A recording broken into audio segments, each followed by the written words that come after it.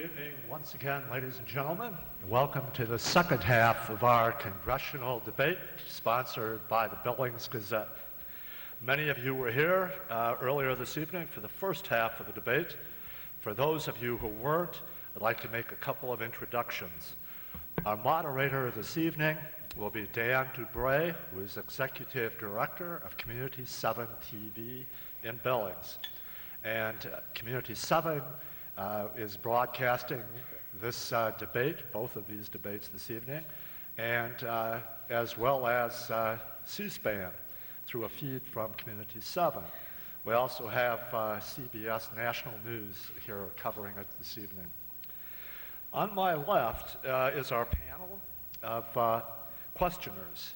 And once again, for those of you who were here earlier, I hate to be repetitive, but for those of you who weren't, I'd like to introduce the following. To my left is Charles Johnson, known to us as Chuck Johnson. He is a veteran reporter from Helena. He is the chief of the Lee State Bureau in Helena and serves the 4 Lee newspapers. To Chuck's left is Sherry Devlin, who is an environmental issues reporter for the Missoulian. And to Sherry's left is Perry Backus, who is a Dillon Bureau reporter for the Montana Standard in Butte. And at the far end of the table is Jackie Yamanaka, who is news director for public radio KEMC and KBMC FM. And over here to my right, we have a man who probably does not need any introduction. I'm sure both of them don't tonight. We have our incumbent US Senator, Republican, Conrad Burns. Hometown.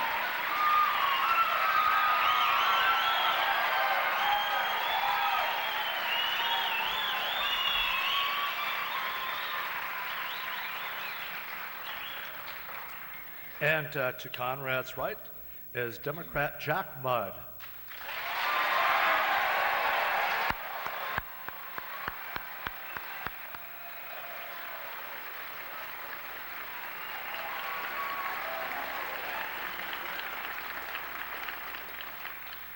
On behalf of the Billings Gazette, I would like to hope that tonight is a fruitful, rewarding night for all of you, and that you take with you tonight some views of the candidates and make intelligent votes on November 8th. And without further ado, I'll bring Dan Dubray to the microphone. Thank you.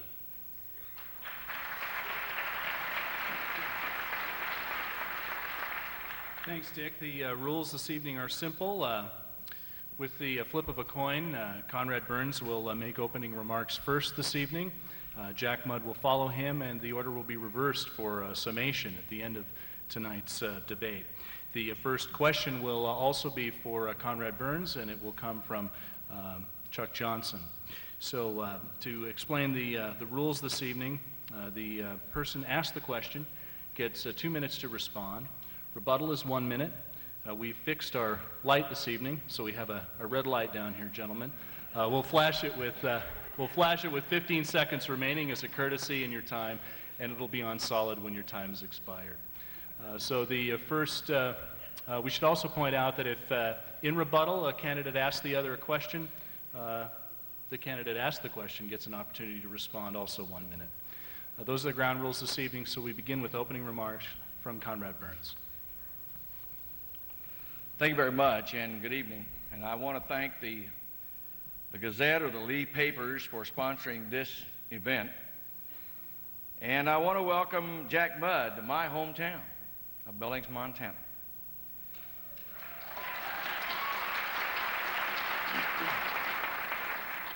This campaign is getting down to the final days, the closing days. And when we come before a group, come before a nation, what should we be discussing? What should we be talking about in this debate? First of all, we have to talk about Montana. Montana's #1 industry, by far and away, is agriculture. It's going to be pretty important because in 1995, we're going to rewrite a new farm bill. Food policy, our ability to this nation to feed and clothe itself, provides shelter for its citizens. But in agriculture, just like anything else, it is a constant educational chore. Because what we find in America are folks who are, by vast amounts, second, third, and fourth generations off of the land. They only do business with the front end of the grocery store. Know very little about the back end. How broad are our shoulders of our producers of food and fiber? How do we improve farm income? Because that dollar in our community turns over 7 times. Tourism. The next new dollar producer in Montana. New technologies, the new route to the world. The national debt. Reduced? No. Taxes, health care, natural resources, and this administration. That should be the subject of this discussion. Second remarks from Jack Mudd, 2 minutes. I want to thank the Gazette and Lee newspapers and all of you for coming. This is what I wanted to do from the beginning.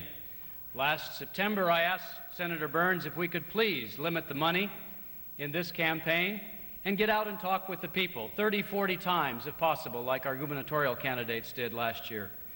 This is what it should be about, not about big media campaigns. And I'm glad you're here. I'm disappointed, though, for hundreds, perhaps thousands of Montanans who will not be able to see this debate, because I learned today that Senator Burns' campaign has said that he will no longer be available after Thursday for any more televised debates. I'm sorry about that, and I hope we can change his mind. Each night in Montana, 100,000 people go to bed without health insurance. I think that's a problem, and I think it should be changed. Conrad Burns has said that most of the people who don't have health insurance don't want it. I think that this campaign should not be about big money. 6 years ago, Senator Burns, then candidate Burns, criticized his opponent for spending all of $1 million on a Senate campaign. Now he'll spend $3 million. And he said he will spend, quote, whatever it takes to win. I think that's wrong, and I think it should be changed. I think that lobbyists have too much influence over our government. They'll always be there. They've been there in the past, but too much influence. 6 years ago, candidate Burns criticized his opponent for taking 3 lobbyist-paid trips to a foreign country. He has taken 60. Many of them paid vacations, and the others to collect fat speaking fees totaling over $100,000. I think that's wrong, and I think it should be changed. We cannot have the government that we want until we change our politics. Here tonight is a first step. Thank you very much.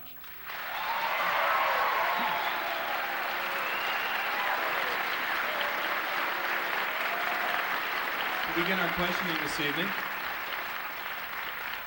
Chuck Johnson leads off the questioning this evening. His question is for Conrad Burns.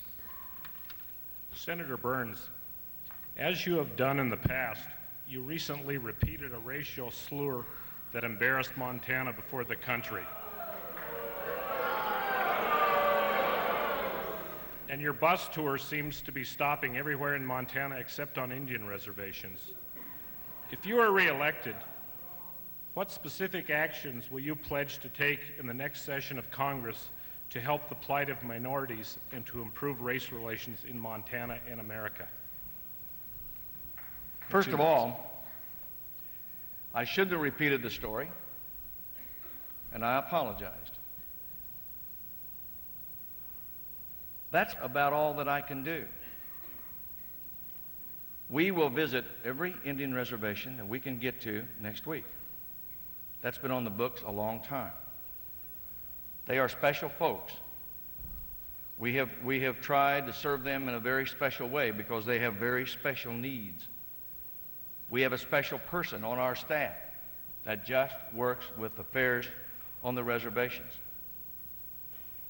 I think it's pretty noble that we get that person on those reservations, and I very seldom ever go through a county that has a reservation in it and not visit my Native American friends. We have lots of folks working in this campaign. I'm very proud of that.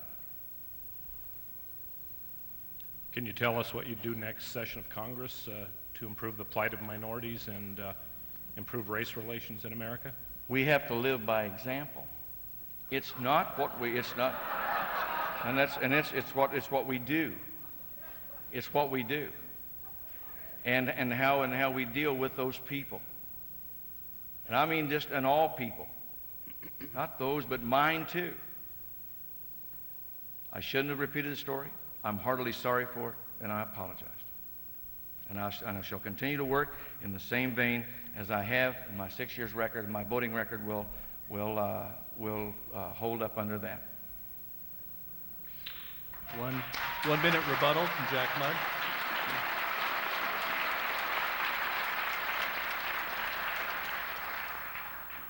"30 years ago, I was a student in Washington, D.C., and I was standing with a black student and a Jewish student and myself in front of the Lincoln Memorial. And a member of the American Nazi Party came in front of us and uttered words that I won't repeat here, but I can never repeat words of that kind. That same 30 years ago, the civil rights legislation was being debated, and that floor debate was being led by our U.S. Senator, Mike Mansfield, who was the longest standing majority leader in the history of this country. He was leading the civil rights movement. And now today we are saddened when we read in the Washington Post and the New York Times about Senator Burns' comment. And I have to say, Senator Burns, we are tired of apologizing for your conduct.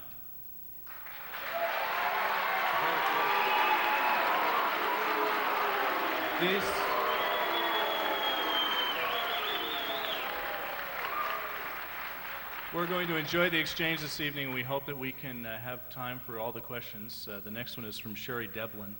It is for Jack Mudd.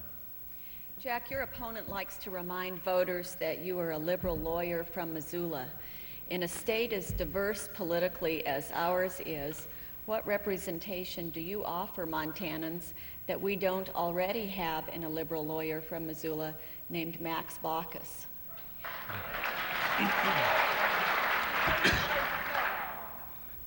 Senator Burns is very good with slogans, but let me say something that he's not telling you.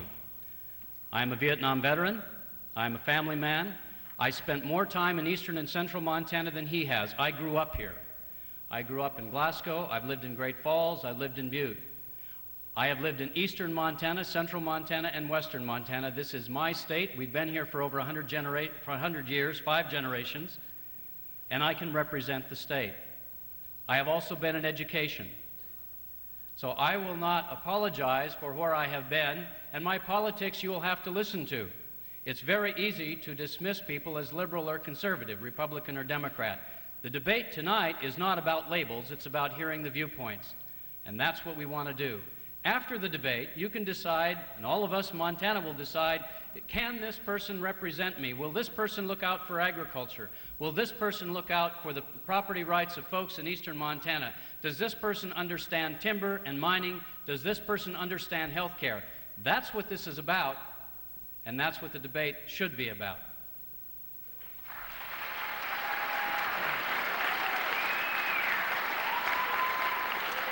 Conrad Burns, you have 1 minute. A while ago, my opponent was talking about the ability to raise money. It was his colleague, that Senator Baucus, that set the standard. Raised over $3 million, spent it. This state is my home too, by choice. come back here.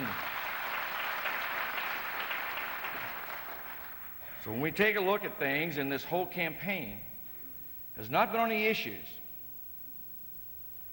He goes off on this treadmill of not talking about the issues. And if you're on the wrong side of the issues, you have a hard time talking about them. Where should we be? Do we think alike as far as natural resources or agriculture? I don't think we do. Let's talk about those issues. The representation. Maybe another viewpoint. Special interest. Special interest are those who support my opponent. Let's get real about politics. Let's get real and talk the issues.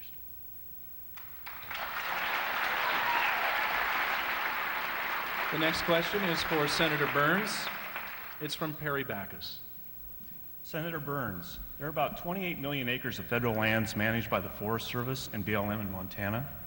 Recently, you were quoted as saying, "The government has no business in the land business." If that's so, what are your alternatives? It's a good question. If we take the government and take a look at Yellowstone Park, and you take a look at range conditions in Yellowstone Park, and you would be appalled. Too much livestock, overgrazed, and overworked. Roads that are going out that you can't even get around the park, infrastructure falling apart, can't even house the people that work there. We have to take a realistic look at land and resources.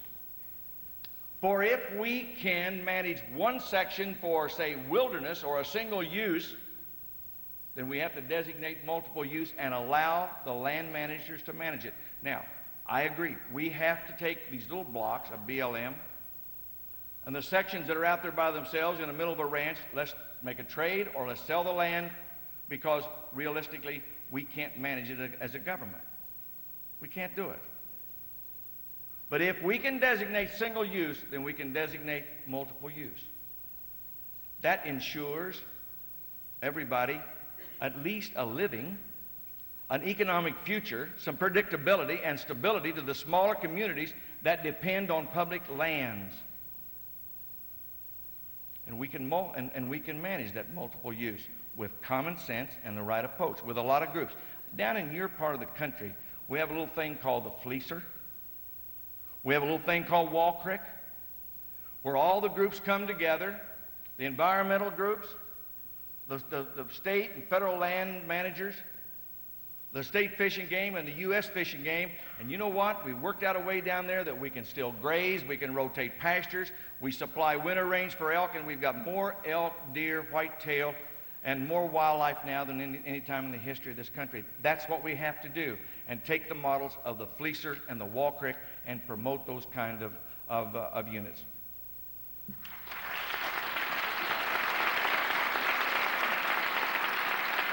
Jack Mudd, your rebuttal. With the amount of federal acreage that we have in Montana under federal land management, it's critical that we stand up to the federal government and say no when they want to foul things up. I think, for example, that the way the grazing reform was attempted to be crammed down our throats in Montana was wrong. And 2 weeks ago, I told Secretary Babbitt that. That's not the way we want to have it done here. Our people have been on this land for hundreds of years, and we know how to manage it. And that's part of what we have to do in land management.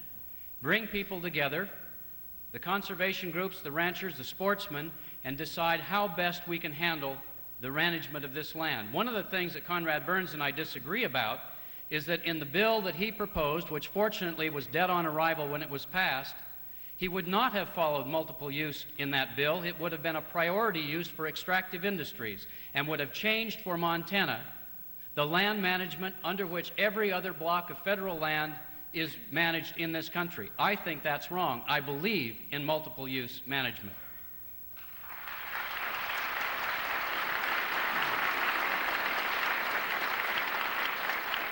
The last question from our panel in this round is from Jackie Yamanaka. It's for Jack Mudd. Mr. Mudd, Montana's congressional delegation has brought home, among other things, $5.5 million for housing projects, $7.5 million for environmental research, about $5 million for a Hungry Horse Dam project, $500,000 for Small Business Center at Montana State University, $11.5 million for defense projects. The President said today the budget deficit is still over $200 billion. If elected to the U.S. Senate, are you going to join the race to snatch more pork for Montana? And if so, what specific programs are you willing to cut to afford this type of spending? First of all, we have to reduce the deficit, and I've identified programs that I think ought to go. For example, I don't think it makes sense for us to be looking at a $454 billion space program today. I think some of the weapons systems that we have need to be frozen. I've also identified other programs that I think we should cut. In Montana, we have a very small amount of federal dollars coming in here, apart from our highway dollars. I have supported the reduction of the federal government under the last budget by 272,000 people, and Montana should take its share of those cuts, like every other state. If we have a particular program that is housed here, and that program is not high priority, then that needs to be cut along with every other program. But in Montana, what we find is we don't have a whole lot of programs that are called pork. Is Malmstrom pork? No. Are some of the other research programs that are being conducted all over the country? I don't think so. Are certain water projects pork? I don't think so. The question is high priority programs. If the United States votes for high priority programs, and some of them are located here, then I will fight for those programs as a U.S. Senator from Montana. But as a U.S. Senator, if we have low priority programs, whether they're defense programs, domestic programs, then I think we have to cut those. Because what we can't continue to do is have a credit card mentality where we're driving up the federal deficit and buying things that we want now, even things that may be good, with our children's money, and asking them to pay for it plus the interest on it. I think that's wrong.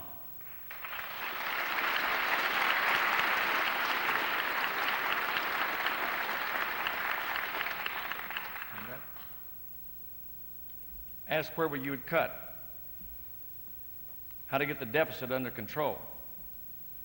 I believe in a line item veto. I believe in a balanced budget amendment.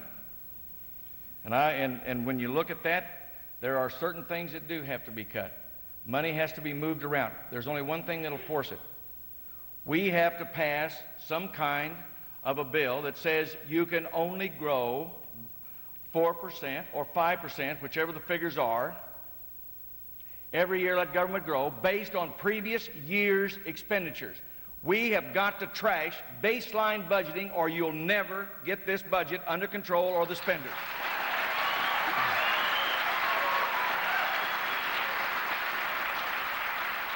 Does he have a program? No, he does not. He does not. He's just going to pick something that he likes. If he wants to cut the defense budget, he said the other day, cut the defense budget. Any more cuts in defense budget, and Malmstrom is gone.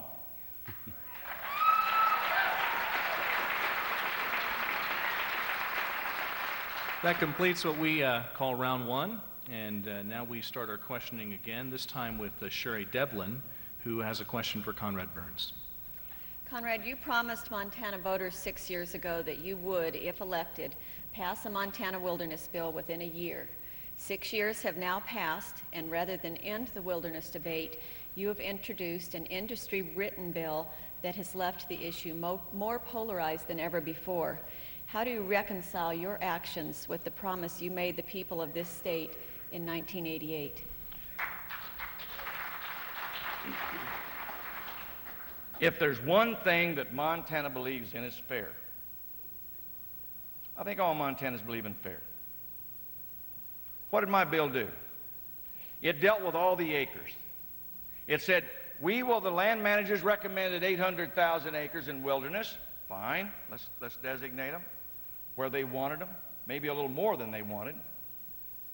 But in those acres released, we're going to designate multiple use. Not for extractive. We're not going to circumvent any of the laws of NEPA, the Forest Management Act, none of them. We are going to manage these acres for multiple use, because I happen to believe that the communities of Fort Tyne and Darby and Troy deserve the stability and the predictability for their own economy and their own society. And yet you've got people that will come in from out of state and say, those people don't count. Now, if you don't deal with all the acres and say you pass one and there's no compromise on water, that belongs to Montana. It's always been a states' rights issue. It shall always be a states' rights issue.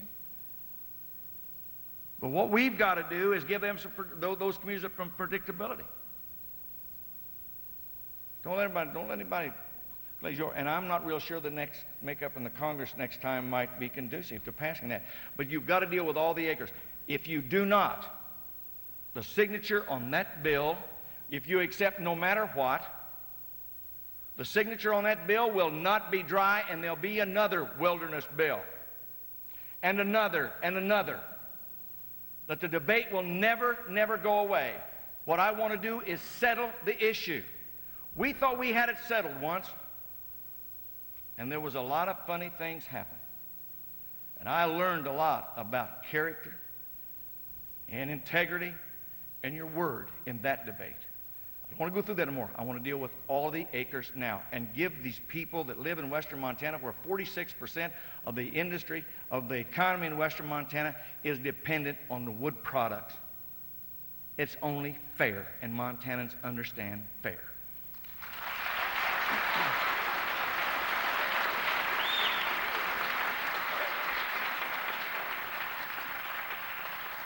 Next question is for Jack Mudd. It's from Perry Backus. Oh, I'm sorry. Thank you. I'm sorry. Sir. I happen to disagree with Senator Burns' bill that he calls the jobs bill for several reasons. Number one, it's not going anyplace. He hasn't even asked for hearings on it. He introduced it 6 months before the end of the session. It's dead on arrival. Number two, although he says that he believes in multiple use, that bill would change the multiple use laws in this country for the lands released in Montana and place on those lands a priority for timber harvest, mining, and oil and gas development. That is in the bill. Now, while I think that we ought to have those things in areas where they're appropriate, I do not think that they should be a priority use over wildlife, hunting, fishing, and other kinds of uses. I believe in multiple use.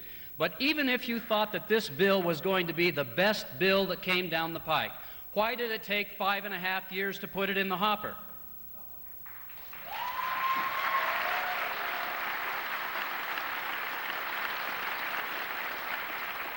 The fact is that Senator Burns 2 years ago signed on to a compromise bill, and then he did an about-face on that and introduced this bill. If this bill is so good, it should have been introduced and debated not 6 months before the session ended, but 6 months after he arrived and after he promised.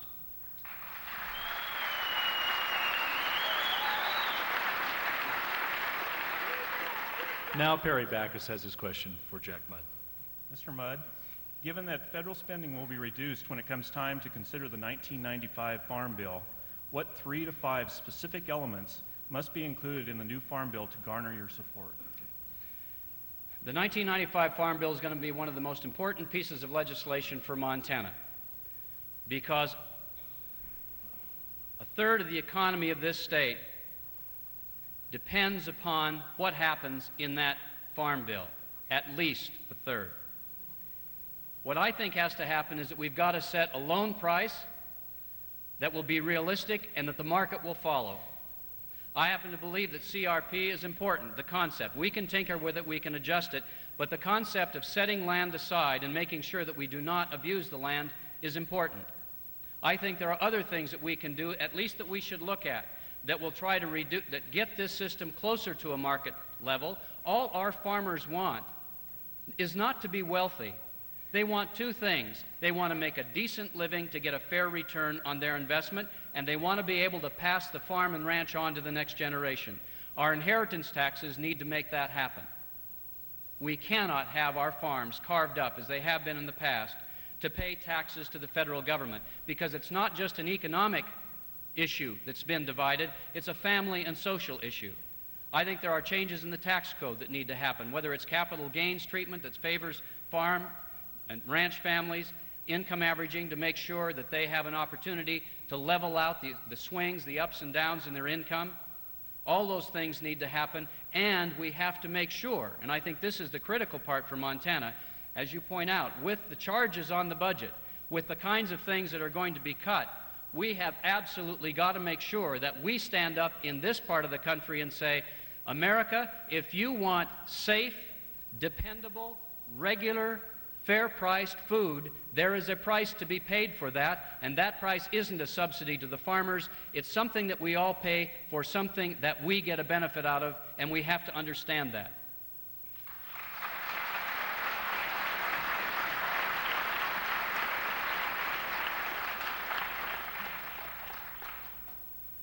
Jack's learning.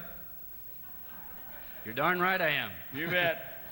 But that's what I said about agriculture. It's a continuous educating thing. I mean, when I said, how are we going to improve farm income? Heard it right there.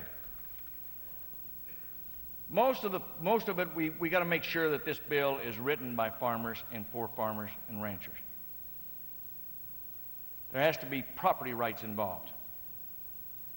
There has to be some way, and yes, over on the grain side, is to let us market against foreign governments. The individual farmers, we can market the product we got, we can produce it now.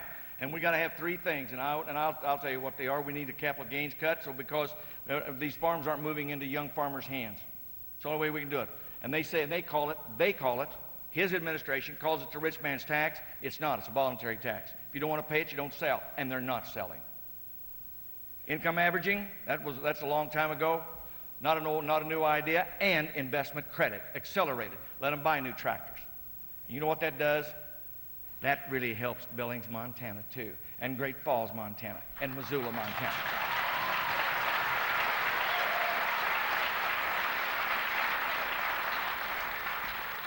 Conrad Burns has a question from Jackie Yamanaka. Senator, you're for a balanced budget amendment, and you say you voted against every tax proposal that's come before you. So in order to reduce a budget deficit, that means further cuts in government. So what three programs do you favor? Programs that your constituents also favor. Are you willing to cut to reduce the federal budget deficit? You don't have to cut programs. I'll tell you, it's very simple. In fact, the idea is so simple, I couldn't get anybody to buy it. Because in Washington, everything has to be complicated. There has to be more to it.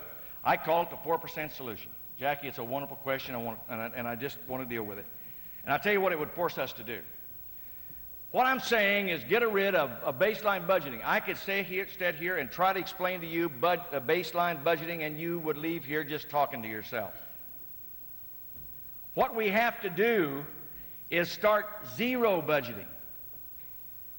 Other words, in 1990, when I introduced my 4% solution, if you could only allow the government to grow 4% a year based on previous year's expenditures, not the previous year's budget, expenditures, then in 5 years, we could have balanced the budget, and then we could have started working on the national debt. It was a very simple idea, very simple. And then what would that force us to do? If we need more money over here, then we have to do away with programs over here that are not working. They are old and they're wore out, and we shift that money. But the umbrella says you're not going to spend any more than 4% based on previous year's expenditures. That's fiscal responsibility. So you can say, yes, I support a balanced budget amendment, but it's also got to have a program to go with it. You have to have a program to go with it. I will say some of that 4% solution was injected into the last budget. We will keep hammering on this, keep hammering on it until we get it through.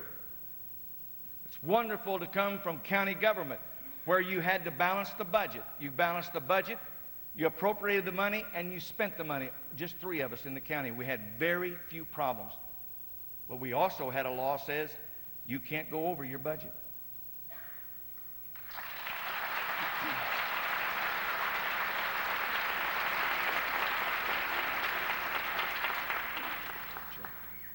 First of all, it's not accurate to say that Conrad Burns never voted for any tax increases. He supported the Dole alternative to the budget that had in it $14 billion of what was called then user fees. In Montana, we call those taxes. And that same budget had, as part of the balance to it, and this comes from the minority report, the one that he signed on to, cuts in Medicare, Medicaid, foster care, railroad retirement, farm price supports that we were just talking about, veterans compensation benefits, and others. Now, Conrad Burns, I'm able to ask you a question. Isn't it a fact that you signed on to the Dole budget reconciliation, the alternative budget to President Clinton's budget? I did. Thank you. Can I answer that now? Sure. Yes. Huh? I did. But you know what? That never made it to the floor. Just doesn't get it. That's right. It didn't make it to the floor.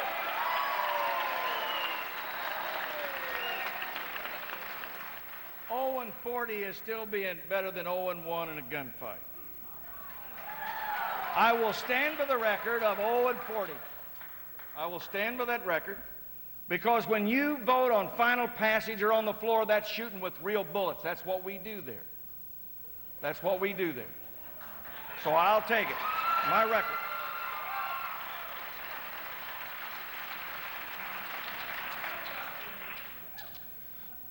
All right, will the gentleman yield?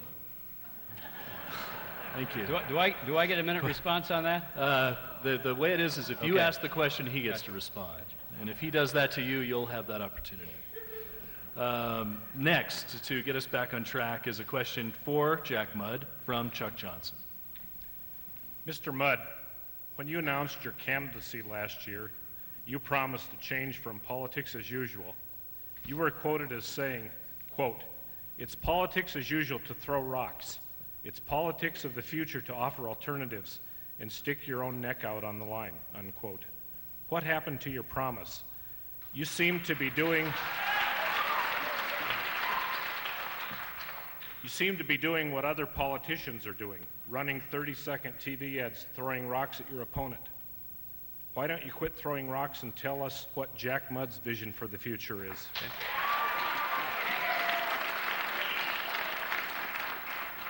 Part of my vision for the future is not taking junkets. Part of my vision for the future is standing by your word and not saying you're not going to have a pay raise and then take one.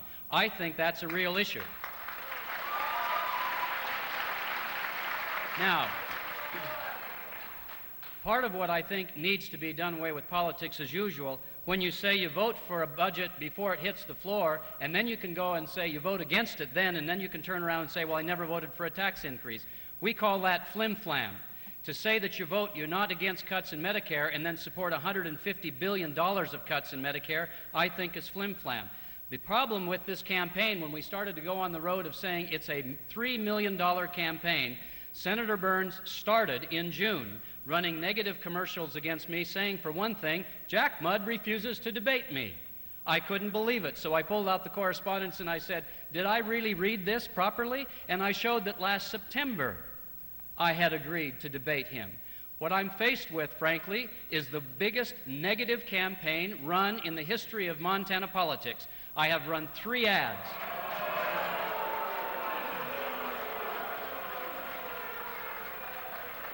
I have run 3 ads that say something about what I think needs to be changed. I think this trip business is wrong. I think taking a pay raise when you said you weren't going to take one is wrong. And I think, as the Billings Gazette said, Conrad Burns is too close to lobbyists. I think all of those are issues.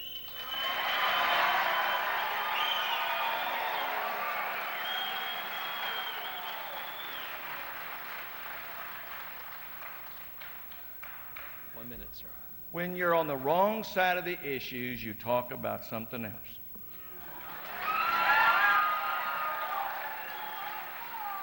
He's made a pattern of this. Did he go to Chicago because he wanted to go to Chicago? No, he went to Chicago and let the president raise him some money. Shame on you, Jack. You went up there and you got a little special interest, just like I said a while ago. You took a trip to Chicago, one to California, one to Florida, went to Denver the other day, getting close to those lobbyists. You got No, your now, travel wait a minute itinerary now. all wrong, Conrad. No, I got it just right. Just right. Here's a little special interest thing called the League of Conservation Voters. Babbitt used to run that outfit. League of Conservation Voters. Trial lawyers. Son of a gun. Special interest, awfully close to special interest. That's your time, sir.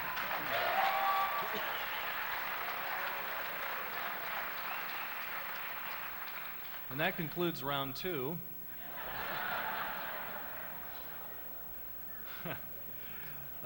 Each of our panelists have asked 2 questions, and now for the third round, we begin with Perry Backus, who has his question for Conrad Burns.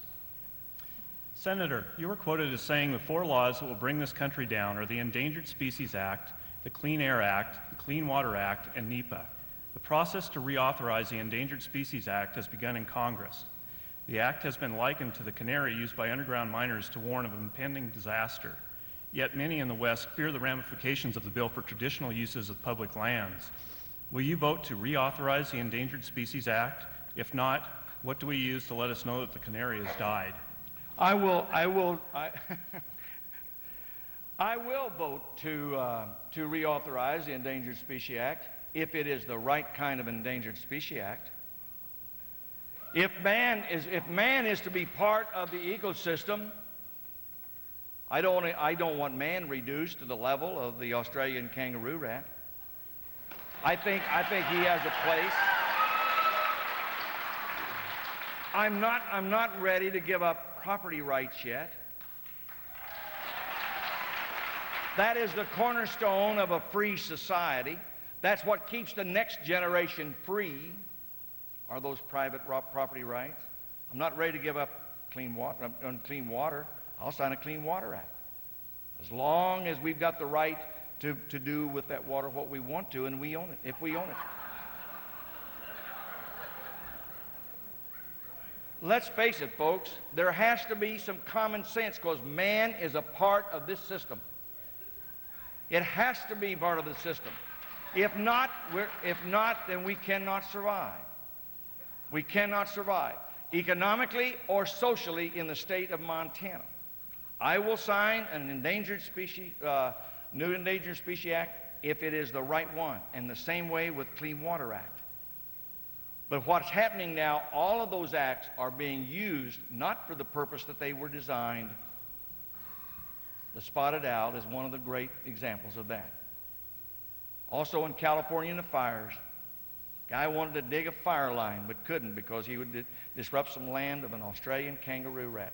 This is wrong. Somewhere there has to be common sense if we are to feed and clothe and shelter ourselves.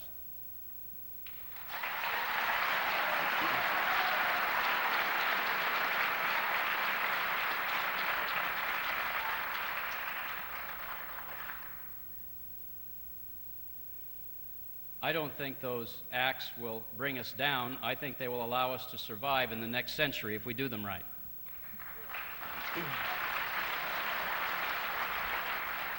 And on this I agree.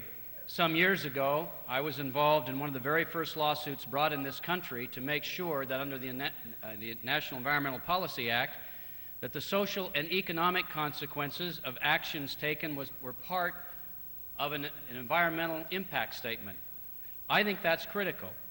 I do support the legislation before the Congress now that the Western governors have supported, Governor Roscoe has supported, because it does 2 things.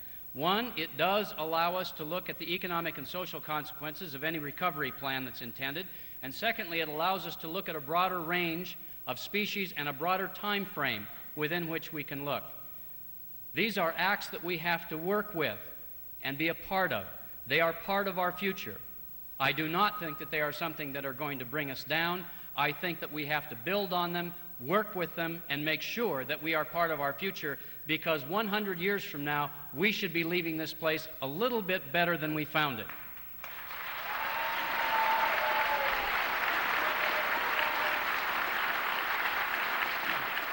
Our next question is from Jackie Yamanaka. It is for Jack Mudd.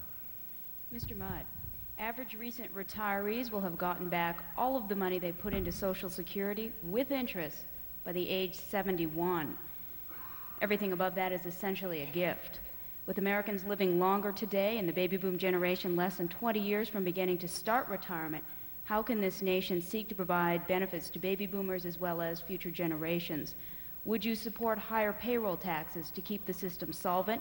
And if not, how specifically would you ensure that there is Social Security in the future? We have a real problem in this country, not today, but 20 and 30, 40 years out. This gives me an opportunity to talk about another one of those distorted ads that's on television. I am not intending to cut anybody's Social Security. I have the endorsement of the National Committee to Protect Social Security. I have the endorsement of the National Senior Citizens Council. And for Conrad Burns to be running an ad claiming that I'm somehow going to whack the Social Security of senior citizens is both false and wrong.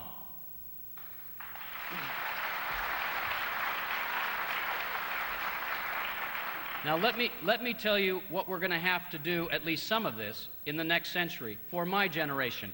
Not the people who are on Social Security now, but the reality is that out into the next century, there are going to be too many of us, of my generation, and too few people working so that we can have exactly the same system that we have today. We know that we can't have the same system. So part of what we're going to have to do, I suspect, is people in my generation are going to have to say, are we going to be able to retire at 65? I don't think so.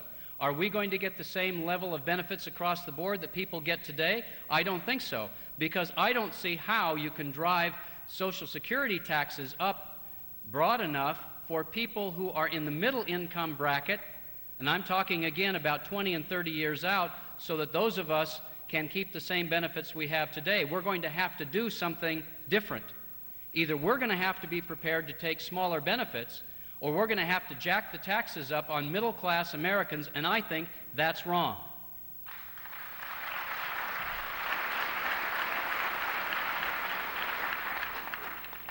I listened to that, and I still don't know what he said.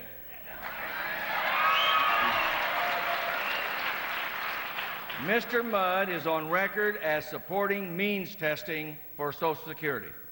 Where? He's on record. You've already said it. It's Where? been in the Billings Gazette. We got the quotes. You're on record. You're on record of supporting means testing. If you go to means testing, here's what happens. If you paid in, you should get it. Absolutely. But you're on record for means testing. If you don't, then you erode the support of the whole program, and America says that's a program that we support and we want to continue. What we've got to do is stop this government from spending money on frivolous things and stay out of the Social Security pot. That's true.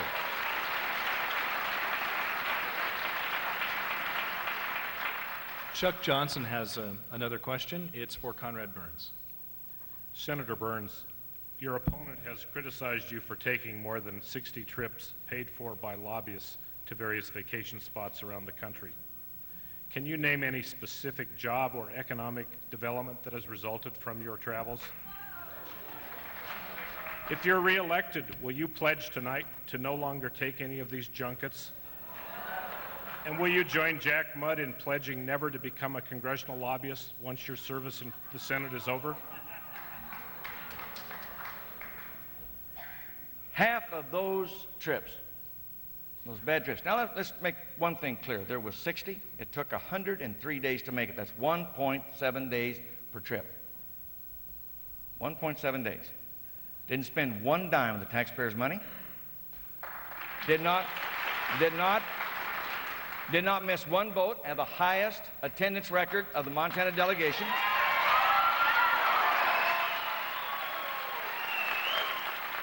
Half of those trips were in telecommunications groups, both telephone, cable, television, radio broadcasters, all of those. That's pretty good evidence right there. Infrastructure. We're going to have a lot of people that's going to be using new technologies in the future because of this state in transition. People are working now. Increased jobs. increase jobs in that industry alone, because that is what I said a while ago, the new future, the new entry into the world. Our ability to participate not only in a national economy, but an international economy, the global economy, and never leave Montana, and do it environmentally safe. Half of those trips, over half of them, most of them had Montana people there, requested me to speak. So no, I always look at trips. I've turned a lot of them down, and I will turn others down, but those who I think that would support this state or promote this great state of Montana in some way or other, I will continue to take those trips.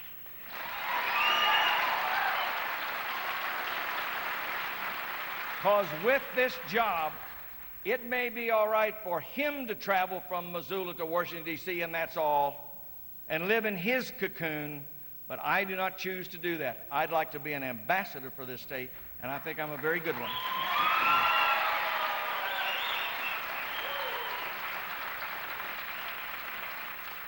Senator Burns, what about my question about being a lobbyist? Will you pledge not to be a lobbyist once your service is over? I'm coming home to Montana. I'll lobby you.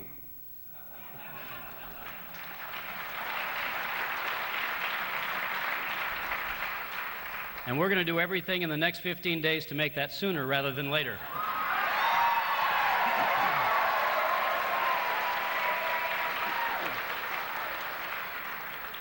What's wrong about this is two things. One is it's wrong to criticize an opponent as he did for taking 3 trips the last election and then to take 60. If it was wrong then, it's wrong now. Let me read you something by Ross Perot, not for sale at any price. The American people have recently watched news reports showing our members of Congress going to vacation resorts with lobbyists, with plane tickets, lodging, and meals, and all the trimmings paid for by lobbyists. These lobbyists have just one interest, to pick the taxpayer's pocket. We, the people, not special interests, own the country. And that's Ross Perot talking. The other thing that is not being said here is that these trips that were taken with the speaking fees collected over $100,000 in speaking fees. I think that's wrong. I think he should have voted to close the loophole, not to filibuster that bill.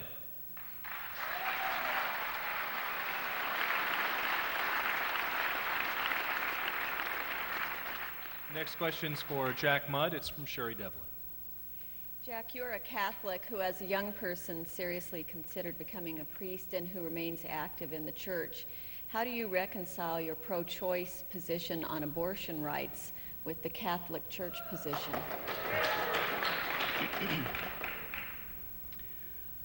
I come from a tradition which I fully embrace that says that any decision to terminate a pregnancy is both a serious medical and moral issue,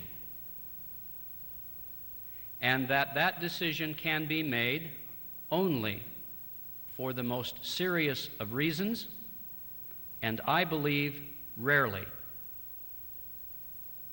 But I do not believe that I can impose my conscience on another person by the force of law and to make a criminal out of someone who disagrees with me on a matter that is so personal, so private, and so difficult. I therefore believe, even if I disagree, which I do, with abortion, even if I disagree, the person making that decision who must follow her conscience is the woman involved, not the government imposing a decision on her conscience.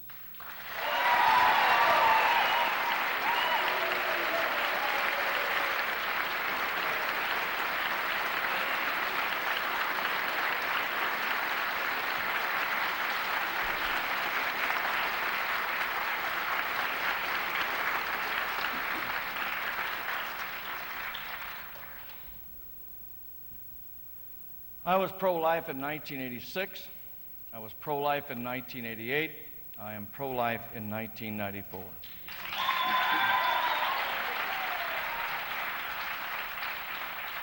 I heard his answer. And he says that he would support taxpayer-funded abortions, and made that statement at Carroll College in Helena. How would you vote? How would you vote? That's one issue I don't think the government should even be in. Yes. It should not even be in it. But you always get the question asked. The only way I support abortion is in case of the health of the mother, rape, or incest. Other than that, it is a tragedy. Someone has to speak for the unborn.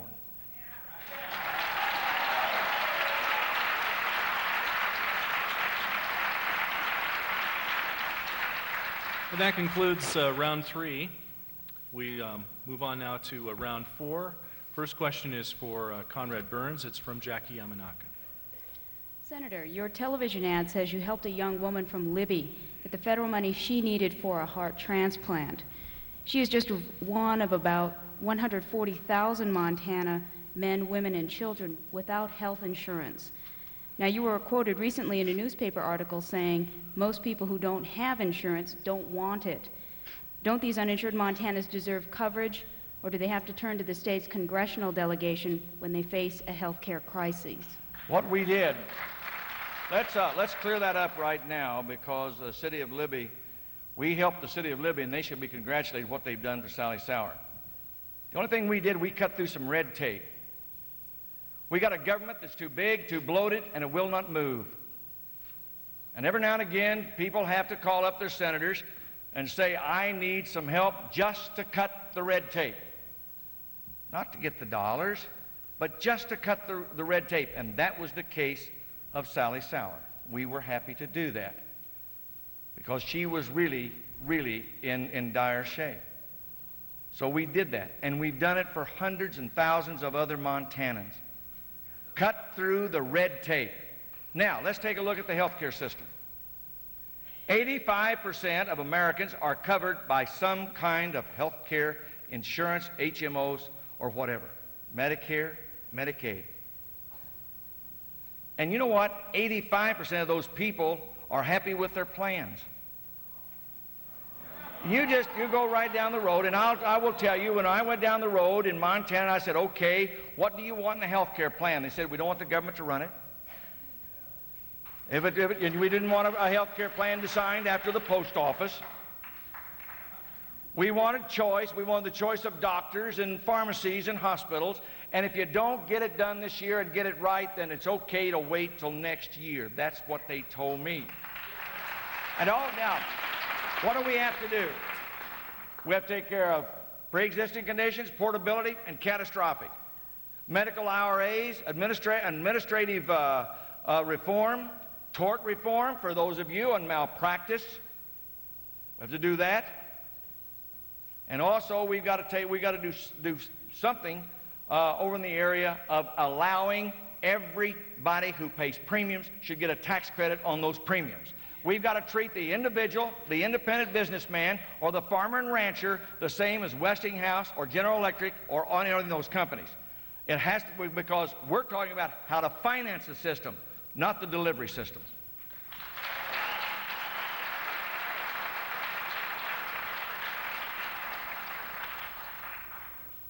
Before taking up the health care, let me just move back to one notch.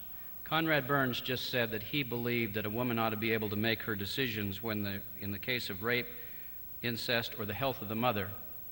I think a poor woman under those situations ought not to be deprived of her decision because she doesn't have the means to pay, and that's the kind of support that I'm talking about that he is criticizing me for right now on radio ads.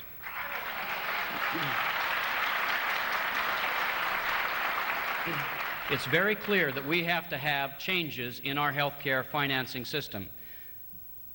I don't know where Conrad Burns was when he was trying to get the deduction in the health care bill right near the end. It died, and we even lost deductibility in that. What we have to do, in my position, is we've got to have everybody in the system, not with a government-managed system, but we have to make sure that everyone is paying their fair share, not with government management, not with government taxes, but to make sure that we have guaranteed private insurance for everyone.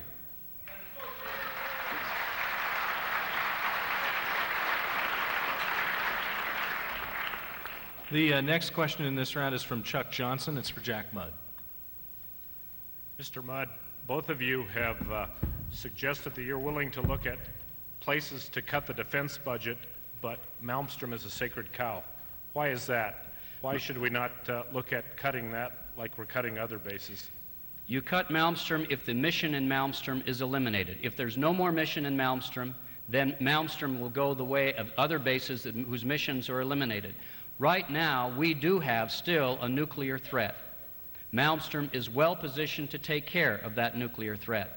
If that mission is moved, then I would be the first one to advocate looking at other missions that are legitimate missions for this country that can be carried out at Malmstrom, whether that's flying, training, any other kind of mission, because we have a very fine base with the infrastructure already there, and it makes sense for our country to use that base. I think we all want to get rid of missiles sooner or later. It's going to be later, not sooner, unfortunately, because we still have missiles pointed not at us, but in the ground and that could be pointed at us. So if the mission is eliminated, it will go into the Base Closing Act.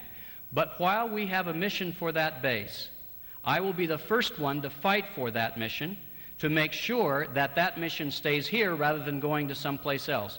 We have good flying weather, we have a good base, we have a good infrastructure, and the base is very important to that community. Part of my job is not to change the mission, but to make sure that any legitimate mission that we can fly at Malmstrom or achieve at Malmstrom is done there.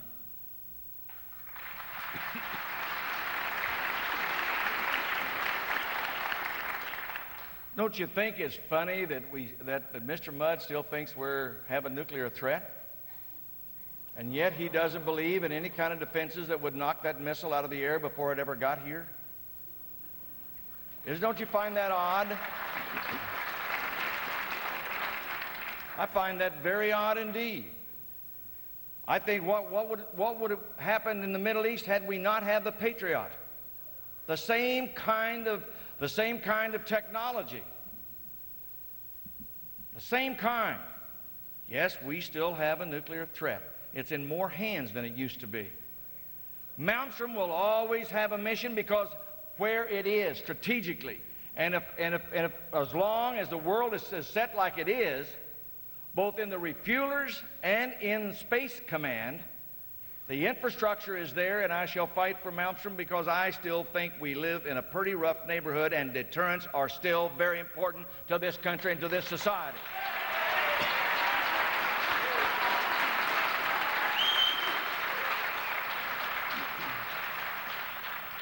Next question is from Sherry Devlin for Conrad Burns. Conrad, last year you voted against Senate Bill 636, which prohibits violence against anyone obtaining or providing abortions or anyone involved in reproductive health services. That law specifically says that there is no prohibition on peaceful demonstrations or other conduct that's protected by the Constitution.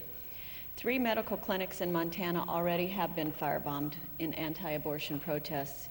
Your voting record, though, would seem to condone that violence. Why are you not concerned about the safety of Montana physicians, their staffs, and their patients? First of all, the bill may have language that prohibits some of that. But there's a precedence there, Sherry. That means that labor unions probably couldn't walk picket lines. That means peaceful demonstrations. No, the law The specifically peace marches in says Washington. there's no prohibition. But I'm telling you, but once the rule writers are done with it, that may happen. I don't want to even let the nose of the camel under it. But I do not condone violence. I am not an arsonist as implied by Mr. Mudd's campaign. I think that was sort of a mean attack, and I think that's a little bit outrageous. He's talking about ours. We never called him an arsonist, and I don't contain it. That is the law of the land. That is the law of the land. Nobody in their right mind condones that. Nobody. Why are you not willing to take legislative steps then to make this violence stop? Because the law is already on the books. There's laws on arson right now. There's laws of blocking an interest to any establishment, any lawful legal establishment. There are laws to take care of that, and we're taking care of it now. But when you impose special rules on special things, then we get into the preference business instead of rights for all Americans.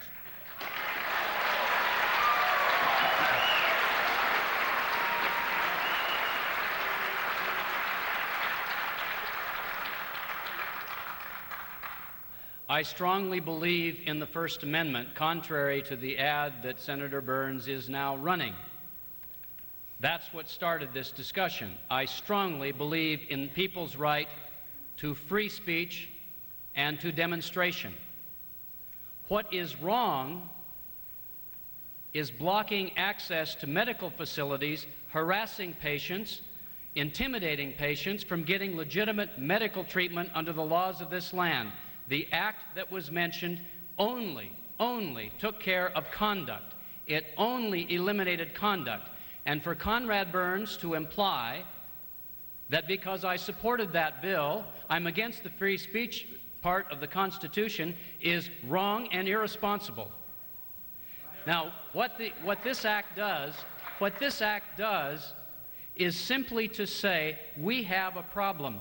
People should be allowed to demonstrate and express their views, but they should not, by their conduct, block, impede, or otherwise hurt people who are getting legitimate treatment in medical clinics. Same as I said. Same as I said.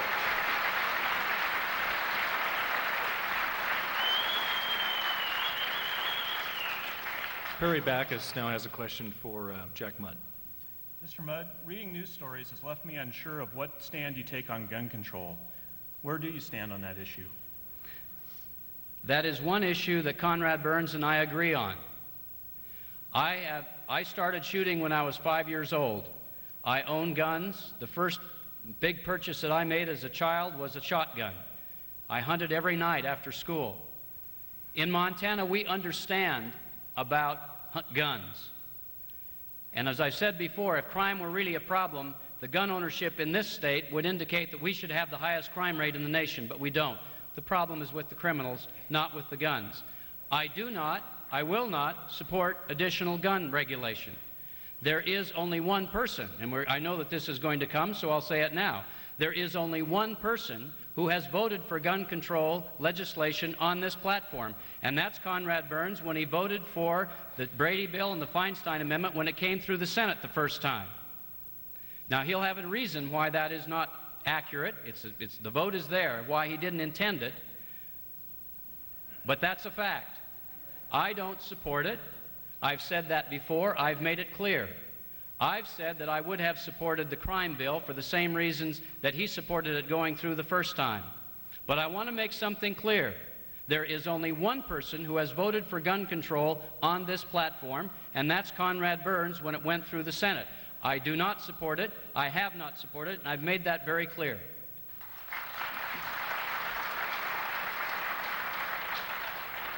I think Montanans know who does not support gun control.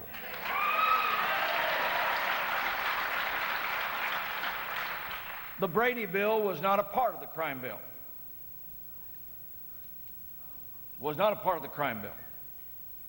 The Feinstein Amendment was, when it left the Senate, costed only $23 billion, and also we done a little bit of negotiating, says the guns are going to come out in conference, but they did not.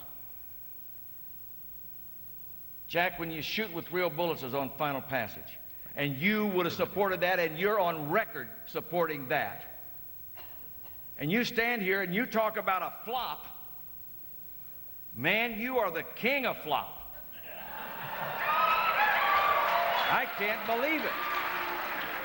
That you sat and look at the Montanans in the eye and say, you will not support anymore, but you would have supported a crime bill, which you said, and you asked a question today, said, do you think the crime bill would have done what it should be? He said, no, I don't think it would have, but I would have supported it.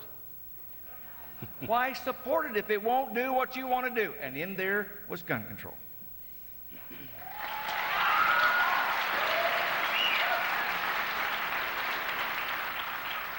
That concludes round 4. And we have just enough time.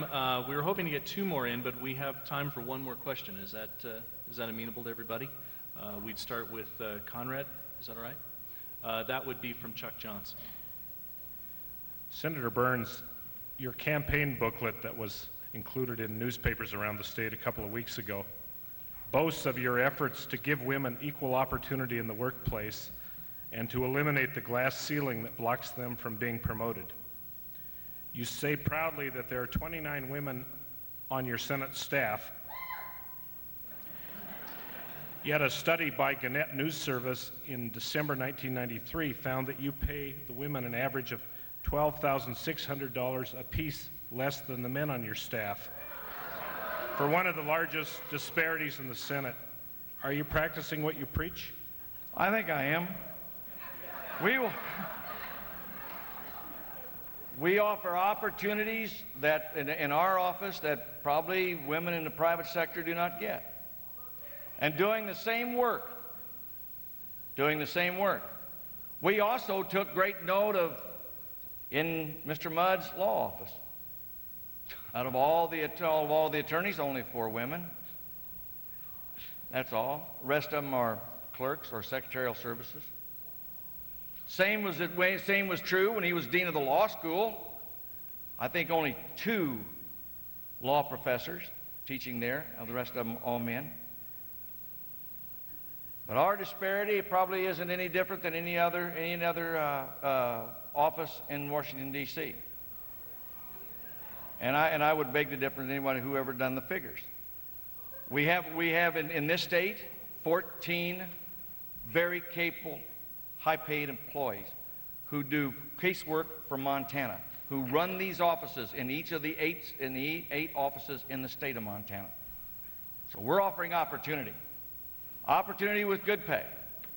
And I don't know how the breakdown comes on women to men, but I think we're outnumbered. Yeah, Senator, but are you offering equal pay for equal work? Yes. The study didn't show that. But it's equal pay. In other words, my ledge directors, my ledge correspondents make the same male and female.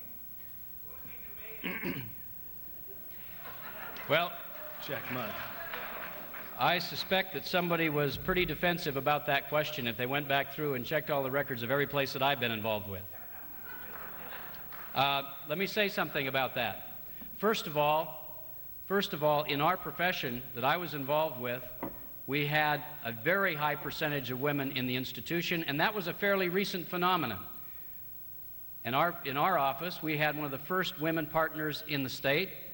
Most of the people we've hired recently have been women, and part of that is just the change in the society. It is absolutely critical that all of us subject ourselves as congresspeople to the same laws that we pass for other folks. As far as I know, there are no senior people in Senator Burns' staff who are women. Our campaign manager is a woman. There will be senior people on our staff who are women, and I pledge that.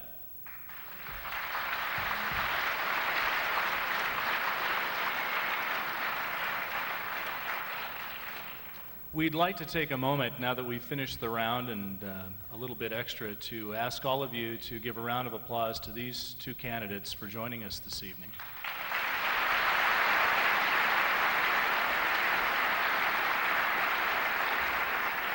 And I'd also like this audience to thank the Billings Gazette, the Lee newspapers, this group that's been here this evening, and particularly say hello to all the viewers watching tonight around the nation on C-SPAN and around the state of Montana also on C-SPAN 1. Say hello to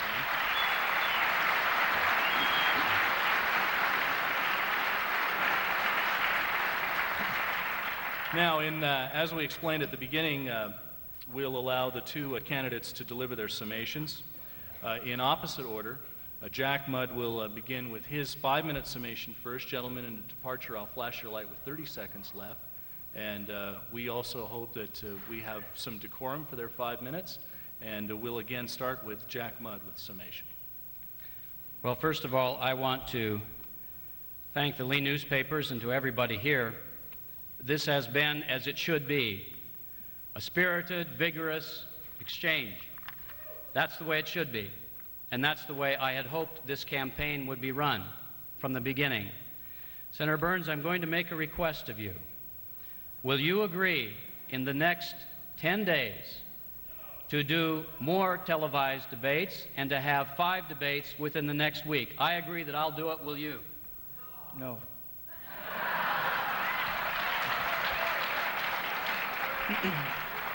But I know what will happen. I know what will happen in the next 30 days, next 15 days. What we will see is not Senator Burns talking to filled audiences like this with us on television, as it should be. We had 3 televised debates in the primary, a primary election, statewide. For the last 3 months, we've been trying to get Senator Burns' campaign to agree. I had a letter from his campaign manager last June saying, Conrad Burns will debate you anytime, any place. This is the kind of thing that should happen. We've done this a couple of times recently, and we've filled audiences like this. We have to make a choice here. Are we going to let incumbents hide behind slick media campaigns financed with millions of dollars, or are we going to get out and talk with the folks? I want to get out and talk with the people.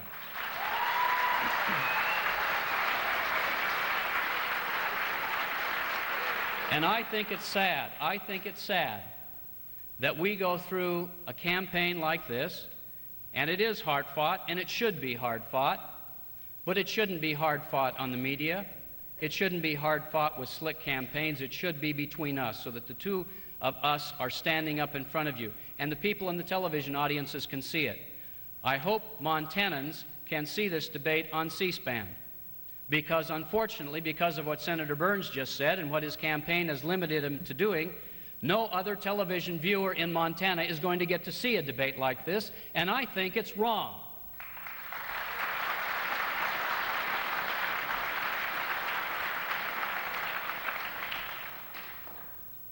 I've said for the last year, as I've traveled around this state, that one of the most important things that we can do for our children is to make sure that they have the best education system in the world.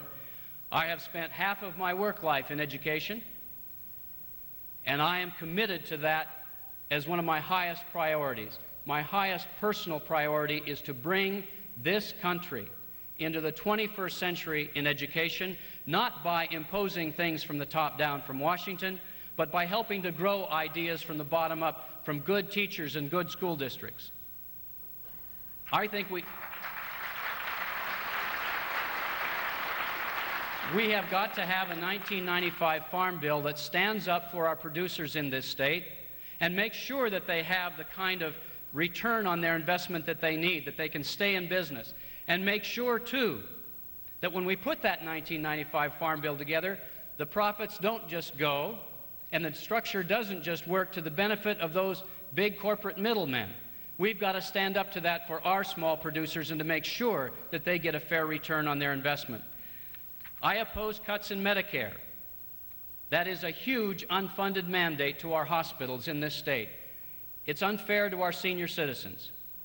Conrad Burns has supported 2 pieces of legislation within the last year and one before that, each of which would have cut Medicare by over $150 billion. I think that's wrong. That's why the Committee on Social Security has endorsed me. I think that we ought to have not a government-run system, as I said, for health care. I think we need to have a private insurance system that the government stays out of, except to the extent to make sure that we are all in it, but not run the system. I say that as a provider. I say it as somebody who is interested in providing employees with benefits. I say it as a consumer. And for 10 years, I've been on hospital boards here in Montana. I don't want the government doing our health care. And I think it's time that we change our politics as usual. I think it's time, as Conrad Burns said when he was a candidate, let's get rid of the multi-million-dollar campaigns. But something happened when he became an incumbent. That is what part of what's wrong with the system. I want us to have this kind of discussion, as our governor candidates did the last time. They did almost 50 of these meetings around the state. Televised, live, that's what this should be about. If we're going to change health care, have a good farm bill, work on education for the future, we have got to get together and change politics as usual. I want to do that if you send me to Washington, and I ask for your help and your vote on November 8th.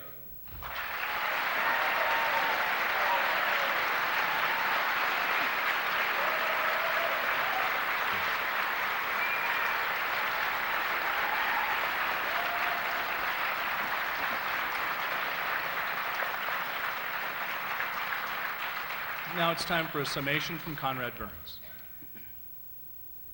Jack, from day one in this campaign, you've questioned my integrity and my judgment. From day one. And every time I've had the occasion to pin you down on the issues, you've always come down on the liberal side. So it's no wonder you don't want to talk issues. Let's talk about, on my trips, let's talk about yours. Let's talk about your year vacation. Oh, give me a break.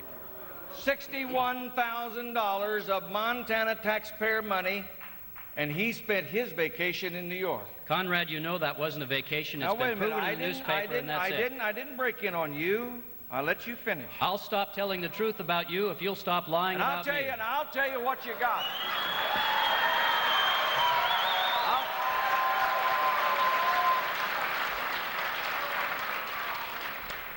Stop the clock and we'll restart it so you can resume.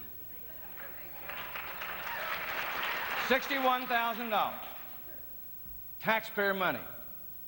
While he was dean, a raise of over 50%. Lobbied the legislature for higher fees and higher taxes to do that. Went to Columbia University. I don't know how much he took there, but he got a little stipend for it. And I'll tell you what the taxpayers of Montana got. They got a paper that said, Beyond Rationalism, the place of perspective in legal education. Any of you all read it? Then he comes home, and 18 months later, he's not at that college anymore. He's in private business. That's what you got for your $61,000. I still support term limits. He does not. I support a balanced budget amendment. He does not. I support a line item veto. He does not. Let me tell you, on my whole adult life, Democrats have controlled Congress. Do you want to see what they propose now? Here's the internal memo that they're talking about on television now from Alice Rivlin. She runs OMB. Let me tell you what's in that and what Jack Mudd bought into when he went to Chicago and let President Clinton throw a fundraiser for him. He bought in tax increases of $160 million for a new VAT tax, value-added tax, $191 million for eliminating deductions for state and local taxes. In other words, you can't take your state income tax or your sales taxes off of it. $130 billion from repeal of amending the tax bracket indexing, and $100 billion from taxing employer-provided health benefits above the average plan. Spending cuts, $270 billion for a 5-year entitlement cap, allowing growth for the beneficiaries. Means testing. He will not even let you write off your interest on your mortgage payments. That's in this package. That's in this Alice Rivlin package, endorsed, I would imagine, by the President. He said this is just a draft. Folks, I'm going to tell you something about drafts, and they said that isn't our intent. Remember rangeland reform, Mr. Babbitt? He said, we're just giving you the options. What options did we have? They wanted our water. Now, I'll tell you something else about this Mr. Babbitt. And he used to run the League of Conservation Voters, who is supporting Mr. Mudd, very heavily, by the way. And here's what he says. I'm going to be the first Secretary of Interior to jerk out a major dam. He said to the Western States, with your colleague, Mr. Baucus, where he says, there's no war on the West. You want to go to Beaverhead County? There's casualties down there. There's body bags. People don't know how to plan for their life down there. Now, and he also said, cities, there's not going to be any more dams in the West. Dan Bair, director of Bureau of Reclamation, said that. And he said, if you want more water, and you're going to have more water for growth, then you're going to have to get it under existing resources. What's that tell me? That you take it away from agriculture and put it in the cities where the boats are? Do we start this class warfare? This is the man that's supporting Mr. Mudd. That's what it's all about in this thing. It's where and it's inevitable. I've got 10,500 individual contributors to this campaign in the state of Montana. I'm proud of that. I am very proud of that. And we're going to represent this state after November the 8th. Thank you very much for the lead paper.